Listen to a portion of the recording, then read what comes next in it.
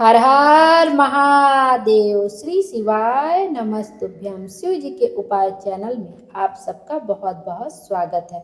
आइए आज के वीडियो में हम रविवार व्रत कथा का श्रवण करेंगे। रविवार का दिन सूर्य भगवान का दिन होता है। सूर्य भगवान की विधि विधान से पूजा अर्चना करने के बाद व्रत कथा का श्रवण अवश्य करना चाहिए। रविवार के दिन भगवान सूर्य नारायण के अर्घ में लाल चीज़ों को जरूर शामिल करें, जैसे लाल चंदन, लाल गुड़हल का फूल या गुलाब का फूल, जो भी आपको लाल रंग का फूल मिल जाए उसको सूर्य भगवान को जरूर से जरूर समर्पित करें। उसके बाद आप पूजन करें, जैसे भी आप पूजन करते हो उसके बाद व्रत कथा का श्रवण करें। आइए अब रविवार व्रत कथा का श्रवण करते हैं। एक वृद्ध महिला थी। उसका नियम था कि प्रत्येक रविवार को सवेरे ही स्नान आदि करके घर को गोबर से लीपकर भोजन तैयार करती और सूर्य देव की पूजा करने के बाद एक समय भोजन करती थी। रविवार का व्रत करने से उसका घर अनेक प्रकार के धन धान्य से पूर्ण था। श्री हरि की कृपा से उसके घर में किसी प्रकार का विघ्न या दुख नहीं था। सब प्रकार से घर में आनंद रहता था। कुछ दिन बीत जाने पर उसकी पड़ोसन, जिसकी गऊ का गोबर वह लाया करती थी, वह विचार करने लगी कि यह वृद्ध सर्वदा मेरी गऊ का गोबर ले जाती है, इसलिए वह अपनी गऊ को अपने घर के भीतर बांधने लग गई। इस कारण बुढ़िया गोबर ना मिलने से रविवार के दिन अपने घर को ना लीप सकी। तब उसने ना तो भोजन बनाया और ना भगवान को भोग ही लगाया तथा स्वयं भी उसने भोजन नहीं किया। इस प्रकार उसे निराहार व्रत किए रात्रि हो गई। वह भूखी प्यासी ही सो गई। रात्रि में भगवान सूर्य देव ने उसे स्वप्न में दर्शन दिया और भोजन ना बनाने तथा भोग ना लगाने का कारण पूछा। वृद्धा ने गोबर ना मिलने का कारण सूर्य देव को बताया। तब भगवान ने कहा कि हे माता, हम तुमको ऐसी गऊ देते हैं जिससे सभी इच्छाएं आपकी पूर्ण हो जाएगी। स्वप्न में ऐसा वरदान देकर भगवान अंतर्ध्यान हो गए। जब वृद्धा की आंख खुली तो वह देखती है कि आंगन में एक अति सुंदर गऊ और बछड़े बंधे हुए हैं। वह गऊ और बछड़े को देखकर अति प्रसन्न हुई और उनको घर के बाहर बांध दिया और वहीं खाने का चारा डाल दिया। जब उसकी पड़ोसन ने बुढ़िया के घर के बाहर एक अति सुंदर गाय और बछड़े को देखा तो ईर्ष्या के कारण उसका हृदय जल उठा। जब उसने देखा कि गऊ ने सोने का गोबर किया है, तब वह उस गऊ का गोबर ले गई और अपनी गऊ का गोबर उसकी जगह पर रख गई। वह प्रतिदिन ऐसा ही करती रही और सीधी साधी बुढ़िया को इसकी खबर तक नहीं लगी। भगवान सूर्य देव ने देखा कि चालाक पड़ोसन के कर्म से बुढ़िया ठगी जा रही है, अतः उन्होंने संध्या के समय अपनी माया से बड़े जोर की आंधी तूफान चलाया। इससे बुढ़िया ने अंधेरे के भय से अपनी गऊ को अपने घर के भीतर ही बांध लिया। प्रातः काल उठकर जब वृद्धा ने देखा कि गऊ ने सोने का गोबर किया है तो उसके आश्चर्य की सीमा न रही और वह अब प्रतिदिन गऊ को अपने घर के भीतर ही बांधने लगी। अब पड़ोसन को सोने का गोबर उठाने का दांव ही नहीं मिलता था। वह ईर्ष्या और डाह से जल उठी।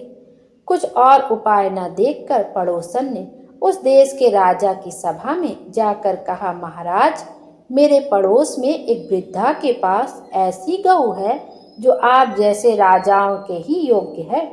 वह नित्य सोने का गोबर देती है। आप उस सोने से प्रजा का पालन करिए। वह वृद्धा इतने सोने का क्या करेगी? राजा ने यह बात सुन अपने दूतों को वृद्धा के घर से गऊ लाने की आज्ञा दी। वृद्धा प्रातः ईश्वर को भोग लगा भोजन ग्रहण करने ही जा रही थी कि राजा के कर्मचारी गऊ खोल कर ले गए। वृद्धा काफी रोई चिल्लाई, किंतु राज्य कर्मचारियों के समक्ष कोई क्या करता। उस दिन वृद्धा गाय माता के वियोग में भोजन ना कर सकी। रात भर रो रो कर ईश्वर से गऊ को पुनः पाने के लिए प्रार्थना करती रही। उधर राजा गऊ को देखकर बहुत प्रसन्न हुए, लेकिन सुबह जैसे ही उठे सारा महल गोबर से भरा दिखाई देने लगा। राजा यह देखकर घबरा गए। रात्रि में राजा को स्वप्न में भगवान सूर्यदेव ने कहा कि राजा, यह गऊ वृद्धा को लौटाने में ही तेरा भला है। उसके रविवार के व्रत से प्रसन्न होकर मैंने उसे गऊ दी है। प्रातः होते ही राजा ने वृद्धा को बुलाकर बहुत से धन के साथ और सम्मान सहित गऊ और बछड़ा बुढ़िया को लौटा दिए। उसकी पड़ोसन दुष्ट बुढ़िया को उचित दंड दिया गया। तब राजा के महल से गंदगी दूर हुई। जब राजा ने बुढ़िया से कारण पूछा तो उस दिन से राजा ने नगर निवासियों को आदेश दिया कि राज्य में सभी स्त्री पुरुष अपनी समस्त मनोकामनाओं की पूर्ति के लिए रविवार का व्रत किया करें। व्रत करने से नगर के लोग सुखी जीवन व्यतीत करने लगे। कोई भी बीमारी या प्रकृति का प्रकोप उस नगर पर नहीं होता था। सारी प्रजा सुख से रहने लगी। बोलो सूर्य नारायण भगवान की जय। इसके बाद व्रत कथा का श्रवण करने के बाद आप सूर्य नारायण की आरती कर लें। सूर्य देव की आरती। जय कश्यप नंदन ओम जय अदिति नंदन त्रिभुवन तिमिर निकंदन भक्त हृदय चंदन ओम जय कश्यप नंदन। सप्त अश्वरथ राजित एक चक्रधारी दुखहारी सुखकारी मानस मलहारी। जय जय जय कश्यप नंदन सुर मुनि भूसुर बंदित विमल विभवशाली। अघदल दलन दिवाकर दिव्य किरण माली। जय कश्यप नंदन सकल सुकर्म प्रस्वीता सविता शुभकारी। विश्व विलोचन मोचन भवबंधन हारी। जय कश्यप नंदन कमल समूह विकासक नासक त्रयतापा। सेवत सहज हरत मन से संतापा। जय कश्यप नंदन नेत्र व्याधि हर सुरवर भूपीड़ा हारी। सृष्टि विलोचन परहित व्रतधारी।